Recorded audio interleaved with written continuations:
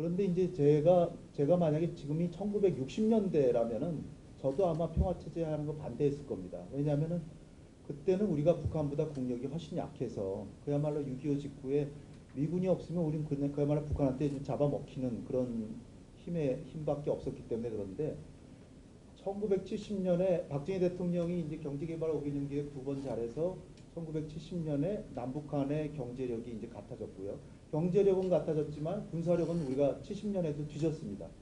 그래서 이제 그 괌 독트린, 닉슨의 괌 독트린이 나오니까 박정희 대통령이 야 이거 미국이 아시아에서 철수 안 된다. 그리고 구사단 2만 명 철수했잖아요. 그렇게 행동으로 보여준 게. 그러니까 박정희 대통령이 야 이거 미국만 믿고 있다 큰일 나겠다. 그래서 핵과 미사일 개발을 지시한 거 다 아시잖아요. 다 지시했는데 왜 결국 그만뒀습니까?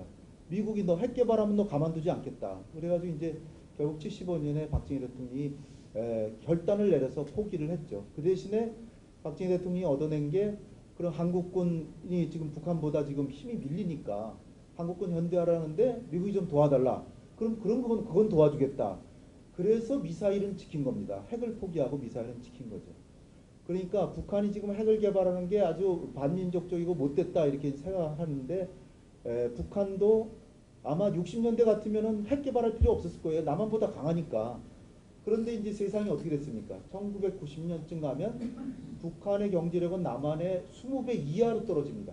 1970년에 똑같았던 남북한 경제력이 1990년에 가면 20분의 1로 추락을 해요. 이거 완전히 북한 정권은 그렇게 경제를 파탄시킨 거 하나만으로도 정권을 내놔야 되는 아주 거기다 인권까지 탄압하니까 못된 정권이죠. 그런데 어쨌든 뭐 이제 북한을 지금 지배하고 있으니까 그들을 우린 상대해야 되는 거 아니겠습니까? 그러나 어쨌든 1990년에 가면 우리가 경제력이 20배 앞서고 지금 재작년에 40배, 작년에 41배, 지금 42배. 그럼 북한은 뭘 생각하고 있을까요? 대한민국이 과거에 자기보다 경제력이 약한 나라가 지금은 43배 됐어요. 무섭겠죠 우리가. 43배인데 이데올로기는 전혀 다르고 독재라고 맨날 욕하고 그러니까 우리한테 잡아먹힐까 얼마나 걱정하겠습니까? 그런 상황에서 봐야 된다는 겁니다. 지금이 1960년대가 아니에요. 지금 우리는 빛나는 미래를 개척하기 위해서 북한을 어떻게든 우리가 40배의 힘을 가지고 북한을 준동하지 못하도록 통제하고 관리하고 하면서 최소한의 비용을 들여서 평화통일로 가서 2050년경에는 일본을 능가하는 선진 복지국가가 돼야 됩니다. 그런 상황에서 지금도 북한하고 계속 싸워야 됩니까? 뭐 북한이 먼저 전쟁을 걸어오면 단숨에 격파해서 통일을 이루어야죠. 평화통일은 아니죠. 전쟁을 통한 통일이지만. 그러나 그것도 불가능합니다. 왜냐? 지금 이미 북한이 핵을 가져버렸어요. 만약에 북한이 먼저 남침해서 우리가 북한으로 올라갔을 때 북한이 우리가 힘이 더 결국은 한 달 정도 밀릴지 모르지만 힘이 더 한미연합군 같이 힘이 더 세니까 북한으로 넘어갈 때 북한은 아마 틀림없이 미안하지만 내가 지금 핵을 갖고 있는데 휴전선에서 한 발짝이라도 올라오면 서울에다 핵폭탄 2개 정도 떨어뜨리겠다. 가실 수 있겠어요? 아무리 여기가 한국군사문제연구원이지만 지난번에 작년에 9월달에 핵실험한 거 그거 한 발 떨어지면은 최소한 100만 명 이상이 서울에 사망하고 서울의 한 4분의 1 정도는 수년 동안 못 쓰는 땅이 됩니다. 북한을 우리가 이길 수는 있어도 우리 또한 엄청난 정말 상상할 수 없는 피해를 볼 수밖에 없잖아요. 그런 상황에서 북한하고 계속 싸우기만 하면 어떡합니까? 북한을 어떻게든지 우리가 40배 힘을 가졌으니까 통제하고 관리해서 우리가 원하는 방향을 끌고 가서 결국은 독재체제 붕괴시키되 그러나 지금은 그런 얘기 할 필요 없고 평화로 가다 보면 붕괴된다는 게 독일이 우리한테 가르쳐준 교훈입니다. 독일은 우리보다도 경제력 격차가 5배, 6배밖에 차이가 안 났습니다. 그런데도 결국 동동 무너지잖아요. 북한이라고 안 무너지겠습니까? 제가 80년대 말에서 90년대 초에 프랑스에서 유학을 했는데요. 독일이 붕괴하는 과정을 그대로 봤습니다.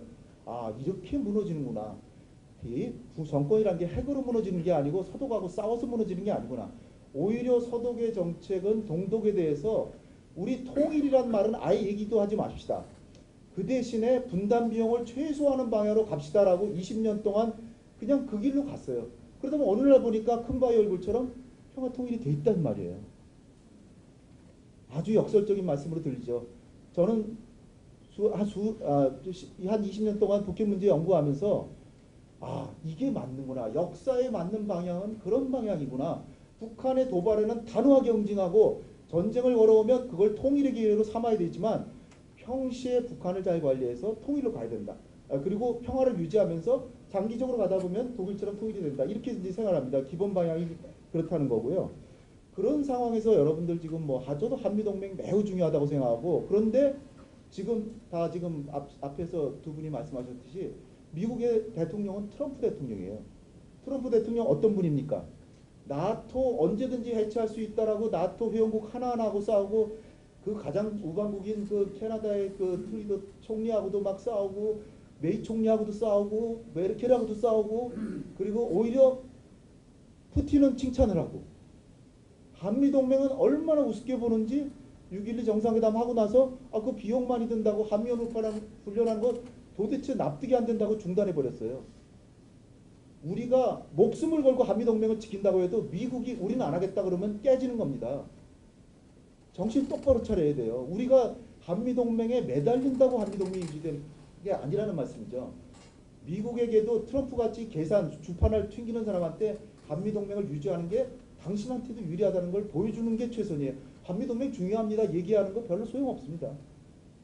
한미동맹을 유지하는 게 당신이 재선되고 중간선거에 이기고 그러고 하는데 유리하다. 이걸 보여줘야 되는 거예요. 그런 상황에서 그저께 문재인 대통령하고 트럼프하고 전화통화했잖아요. 한미동맹에 대해서도 볼멘 소리가 엄청 나옵니다. 남북 공동연락사무소도 지금 미국의 허락 없이 뭘 하려고 그러냐. 철도 점검? 무슨 개소리냐. 이렇게 생각하실 수도 있어요. 저는 그렇게 생각하지 않습니다. 철도 조사 이런 건 해야 돼요. 왜냐하면 여러분들 잘 생각해 보세요. 미국은 북한한테 원조도 해주고 경제 지원도 해주고 카지노도 차려주고 이런 것도 마음대로 얘기하는데, 우리는 같은 동포끼리 결국은 북한이 통일이 되면 우리 땅인데 거기를 사전에 개발해가지고 평화 통일로 이끈다는데 그걸 못합니까? 그 대신에 유엔 안보리 제재나 미국의 대북 제재를 지키는 한도 내에서 하고, 지금 이 순간에서 이걸 돌파하기 위해서 남북 정상회담을 해서 북한을 비핵화로 인도하면서 미국의 제재를 약간 풀고, 또 남북 공동연락사무소 허용이라기보다 같이 공조하면서 결국은 엊그저께 트럼프 대통령하고 문재인 대통령하고 전화통화로 얘기한 게 뭡니까? 남북 간의 발전이 북한의 비핵화를 유도하는 데 유리하고, 그리고 유엔 안보리 결의안에도 나와 있듯이 북핵 문제는 평화적으로 외교적으로 해결해야 되는데, 외교라는 건 대화가 없이 어떻게 외교적으로 해결이 됩니까? 그러니까 다른 서방의 선진국들 많은 나라들은 북한의 대사관까지 차려놨는데 우리는 연락사무소 하나조차 없으니 연락사무소 하는 게 뭐가 유엔 안보리 결의안에 위배됩니까? 오히려 유엔 안보리 결의안을 지키는 거죠. 자꾸 대화를 해서 북한의 안보 위협을 조금이라도 덜어주고, 그래서 핵이 필요 없구나. 핵 버리면 나도 잘 살 수 있구나. 이걸 보여줘서 포기시키는 방향으로 가는 거죠. 그런데 그것이 속도가 과도하거나 아니면 안보리 결의안을 위배하거나 한미동맹이 정면으로 위배된다면 우리가 그것은 적절히 통제해야 되죠. 그리고 홍관희 선생님이 한 30분 동안 얘기하셨듯이 구구절절히 다 옳은 말씀입니다.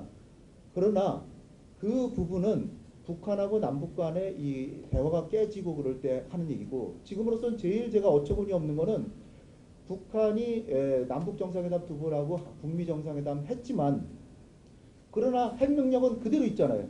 핵능력은 그대로 있는데 왜 한미동맹 훈련을 갑자기 중단하냐고요. 돈 든다고 중단하냐고요. 제가 보기엔 트럼프가 훨씬 잘못했어요. 트럼프가, 저는 이 사람이 정말 이상한 사람이에요. 저는 개인적으로 전혀 신뢰하지 않습니다. 이 사람은 내일이라도 6월 12일 날 난 그거 내가 그때 대단하다 그랬지만 그거 나 사실 속으로는 별볼일 없는 협상이라고 생각한다. 이렇게 얘기할 수 있는 사람이에요. 자기 멋대로 해요. 그런 분을 믿고 우리가 목숨을 맡기는 한미동맹만 믿고 있어야 되겠습니까? 그러니까 한미동맹을 깨자는 그런 말씀이 아니고, 트럼프는 미국의 대표니까 어떻게든 트럼프를 잘 이렇게 설득하고 이렇게 하면서 나가는데, 엊그저께 통화 같은 건 전 대단히 좋은 통화라고 생각하고요. 그래서 지금 정상회담 18일에서 20일까지 한다는 거 아닙니까? 그러면 지금 이 순간에서 남북 공동연락사무소는 조만간에 빨리 전 개소해야 된다고 보고요.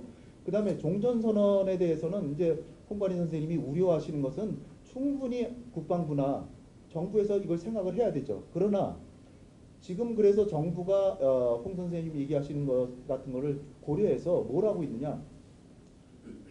종전선언은 상징적인 조치다. 엊그저께 노동신문에서도 상징적인 조치고 정치적인 조치에 불과하다라고 얘기했고 또 외무성 산하 군축 연구소장도 어저께 노동신문에 글 냈잖아요. 그러니까 노동신문이 아니라 외무성 저 홈페이지에다 글을 실었는데 거기 내용이 6.12 공동선언 북미 정상회담 합의문에 북핵 문제는 북미 간의 신뢰가 조성되면 해결되는 방향으로 나아간다는 것이 우리 정상들의 합의이다. 공통된 의식이다. 이렇게 합의를 했어요.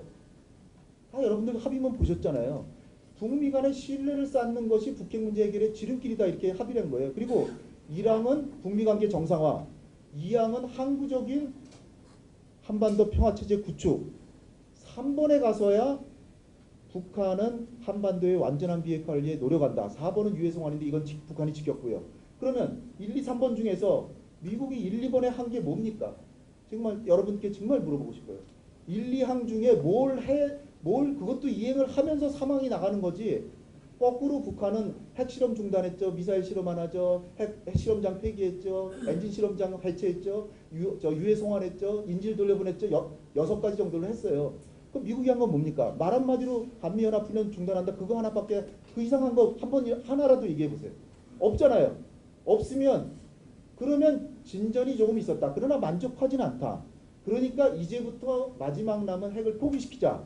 그러기 위해서 김정은도 군부에서는 지금 난리 났을 거 아니에요. 미국한테 얻은 건 하나도 없으면서 우리는 왜 이렇게 양보를 합니까? 북한에서 안 그러겠어요? 그러니까 김정은도 그렇다면 종전선언이라고 하는 미국의 신뢰성을 담보하는 걸 하고 우리도 진고의 첫 단계로 나간다. 이렇게 해서 지금 특사가 와서 지금 합의를 하고 왔다고 저는 추정합니다. 그러니까 홍관진 선생님 얘기하시는 부분은 충분히 감안해서 하되 그 정신은 똑바로 차리고 북한의 도발에 대해서 대비태세는 갖추되 종전선언이라고 하는 건 평화체제로 가는 첫걸음이란 말이에요. 첫걸음. 아무것도 아니에요. 문재인 교수도 늘상 얘기하듯이 종전선언을 해도 휴전협정은 그대로 지속됩니다. 그리고 우리 정부가 해야 될 일은 뭐냐면 중국도 가담해야 된다면 중국과 북한 정부에게 만약에 종전선언이 되더라도 한미연합사나 그 다음에 한미동맹, 주한미군, 그 다음에 제일 지금 취약해 보이는 유엔사령부 이거는 계속 간다. 거기에 대해서는 이의를 제기하지 않기로 하고 종전선언을 하자. 이렇게 해서 미국을 안심시키고 미국에게도 북한이 그거는 건드리지 않기로 했다. 그러면서 종전선언하고 신고를 받는 게 훨씬 더 나은 정책 아니냐 그죠. 그러나 홍 선생님이 얘기하는 건 충분히 감안을 해서 그리고 뭐 베트남 평화협정 이런 거 위험성은 충분히 감안해야 되지만 그래도 이런 절차로 가는 게 아주 불합리한 건 저는 아니라고 좀 봅니다.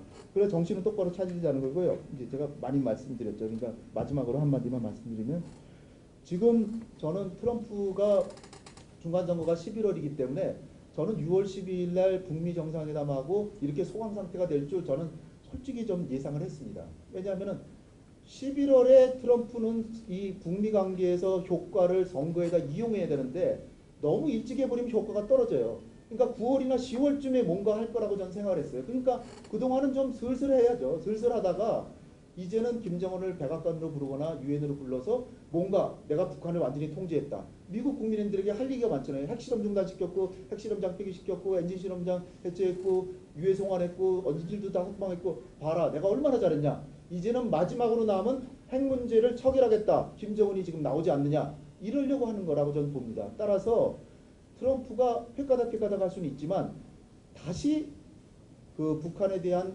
예방전쟁 국제법적으로 불법입니다. 선제 공격은 조금 논란이 여지있지만 예방전쟁은 불법인데 맥메스터가 작년 8월 5일 날 예방전쟁을 거론했어요. 이건 불법입니다. 그러나 선제 공격은 가능해요. 근데 선제 공격을 얘기해야 되는데 이 사람이 제가 보기엔 좀 이상하다고 생각했는데 다시 또 그런 길로 가는 건 우리 민족에게 몹시 안 좋습니다. 따라서 미국도 이 북한이 완전히 뭐 강경 정책으로 나가면 미국도 강경 정책으로 가야 되지만 미국이 평화적으로 가려고 하는데 북한이 평화적으로 가려고 하는데 미국이 강경책으로 가지 않도록 우리가 적절하게 우리의 역할을 해야 된다. 그런 측면에서 조금 사고의 융통성을 가지고 그 대신에 국방부는 철저하게 대비를 해야 되고 그런 방향이 우리의 해법이 아닌가 생각합니다. 토론 전에 말씀이 너무 길었습니다. 감사합니다.